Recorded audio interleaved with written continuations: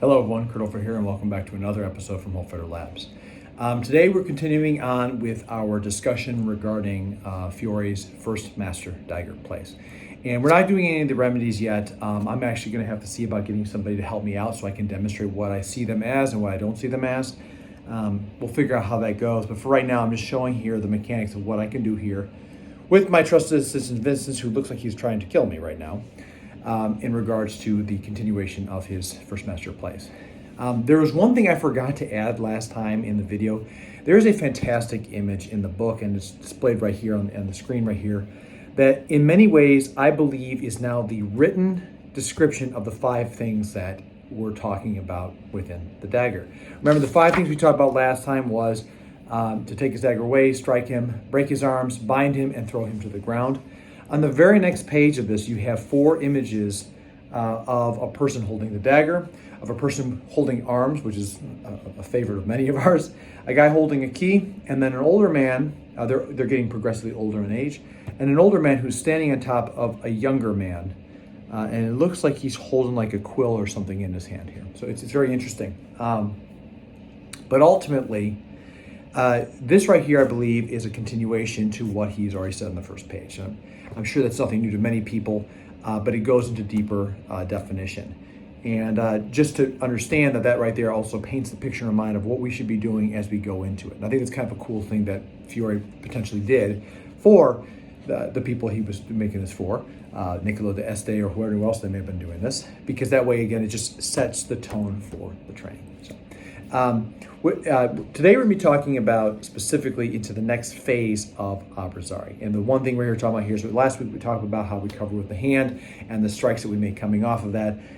This week we're going to be talking about what happens when we start moving in to the person.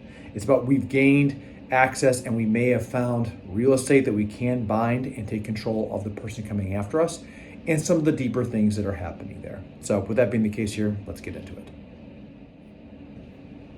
So Vincent once again set up that high thrust area here. And again, I'm putting this off to the side here so we can kind of see the angle. I wanted to start off the class here just to simulate the face. I'm probably going to have to push this a little bit further forward here just to kind of simulate how, my face and everything else is in line with the arm.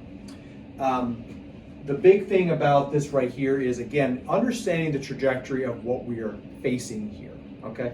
So the arm is shown in this high position. But remember, there are from the Mandrito side, we have your Dente line and then you have your mezzanine line. So that might be coming down this way or coming across this way, right? Both of those situations right there essentially are, you have space on your right side of the body and we're gonna push into our left against that. So whether this person is coming across ways into this or this is a downward motion, it doesn't matter. We have to clog this space. We have to get in there and we have to make sure it's long enough, because if I close in too close right here, you can tell he's hitting me.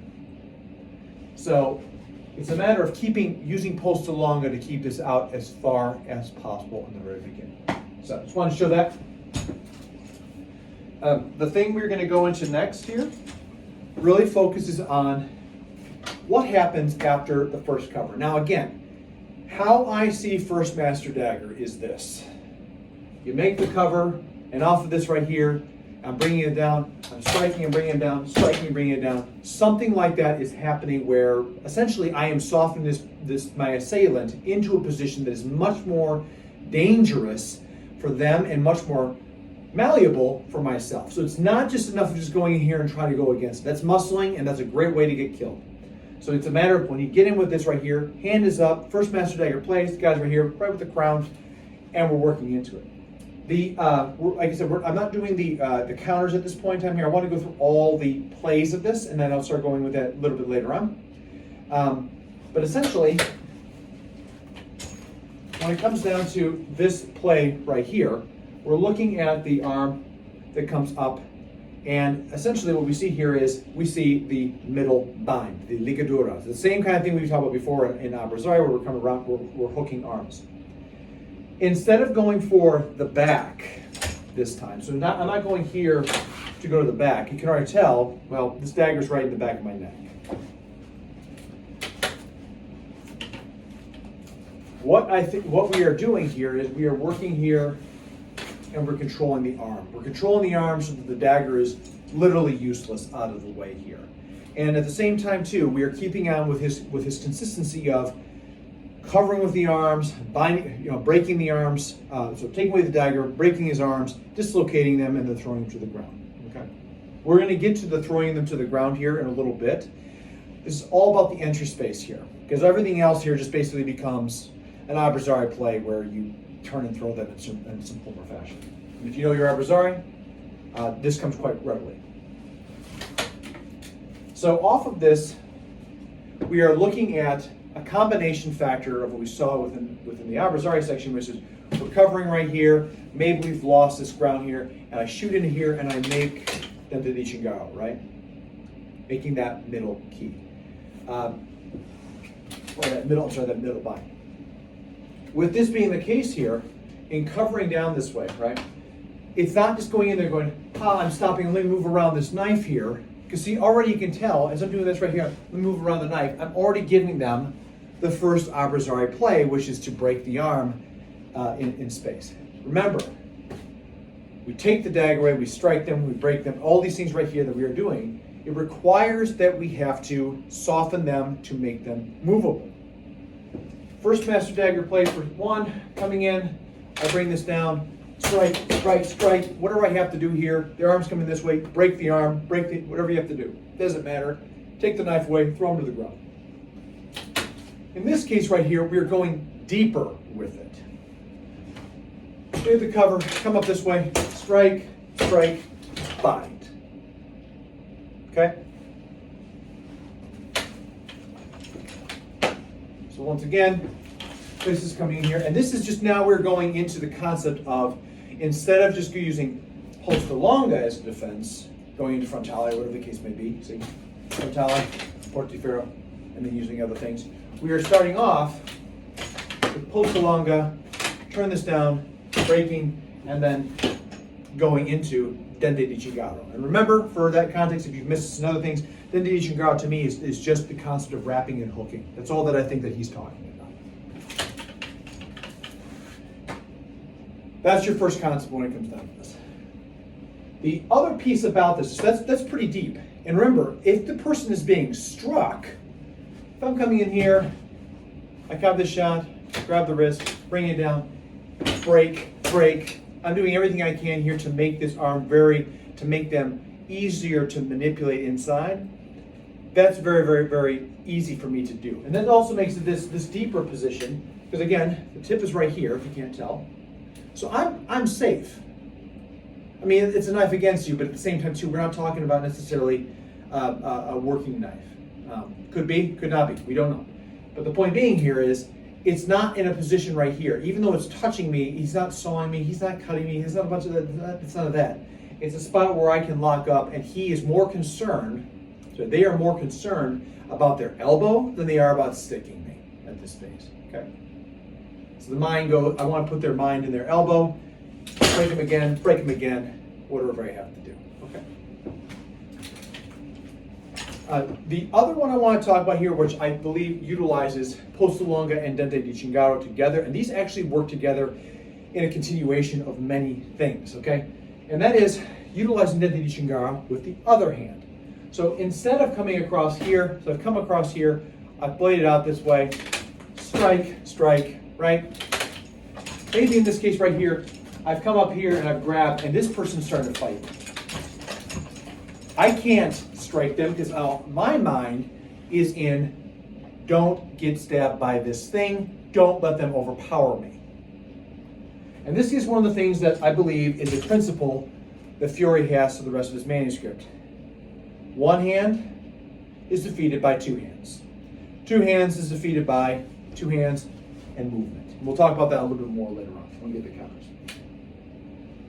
So I'm right here, this person's really strong against me right here. I can't bring him down, I can't bring her down, whatever the case may be.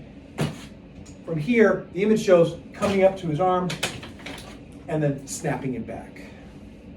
So to create that, it is posta longa, grabbing, and then we're using Dente di Cinghiaro to grab their elbow right here. And this can be, again, coming across, strike, strike, pop. All you're doing right here is working to the arm, hooking the arm here, and then I can break it on the way down. Both of these functions, whether it be this one or this one, you achieve the same concept of bringing the arm over top here, which is dislocating, tearing a bunch of stuff right here, elbow trauma, etc. Okay? So we are seeing the evolution, if you will, of increasing pain compliance against an attacker. First one, in, bringing it down, once again turning it over. Second one here, ligadura, I'm bringing it up, once again it's turning like this. Third one, covering in, grabbing here, and from here I'm pulling the elbow and pushing backwards right here, which is breaking and dislocating at the same time. So, wanted to show those right there because to me, they both utilize the concept of Dente di Cinghiaro from the position of posta longa. The difference is, in this case right here, I'm going from posta longa in this arm into Dente di Cinghiaro in this arm. And in this right here, I'm going from posta longa here, I'm going Dente di Cinghiaro here, and I'm just snapping backwards again into posta longa. So that's going to conclude it for this video here, everyone. Thank you so much. I appreciate y'all tuning in. Again, this right here, when you start looking at First Master Dagger, I believe there's a hidden concept that's to this. If already you're starting to see that we are literally starting to fall into the lines of what Fiore wants for us. And that right there is, he wants us to be able to, again, as I read it verbatim here, he wants us to take his dagger away, strike him, break his arms, bind him, and throw him to the ground. Okay? So those are the 5 things that are going through his head when it comes down to an assault with a dagger. Already, we're already seeing here that from the first play to the second play to the third play about how we can handle and manage this concept, we're starting to see those 5 things come to life. Okay, the only thing right here that we may or may not actually be considering is that, has he pulled the dagger away? How have I got this right here? We don't, like I said, there's a lot more to that and how we can get to that. Again, if I wrench down someone's arm and start striking their elbow, the likelihood that they're holding onto that knife anymore, or the likelihood that they're fighting me against is me turning it and breaking their arm or doing other things to them, diminishes greatly. Okay, and again, as a call to safety, please understand, this is not a modern day self-defense course. This is not something that should be discounted or as like, yeah, oh yeah, this is something historical here and it's fun for us to play with it. This is dangerous, okay? This is dangerous work.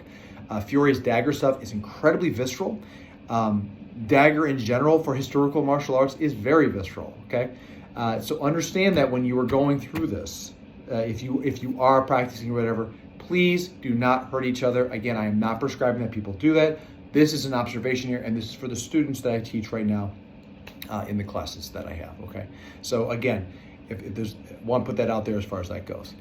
With that being the case here, everybody, if you've liked this, let me know by giving me a thumbs up, ring the bell if you to be notified for more content. Share with a friend. Maybe there's someone else out there that wants to learn more about Fiore or some of the other things with historical martial arts within the realms of Europe. And if those are things right there that people may want to get into, please, or questions that you may have, please leave a comment below on this right here. I'm glad to hear what people have to say. Always love it. Always love the support and the questions and the thoughts. With that being the case, everybody, until next time, as always, please stay safe, train well, and fight on. I'll see you all soon.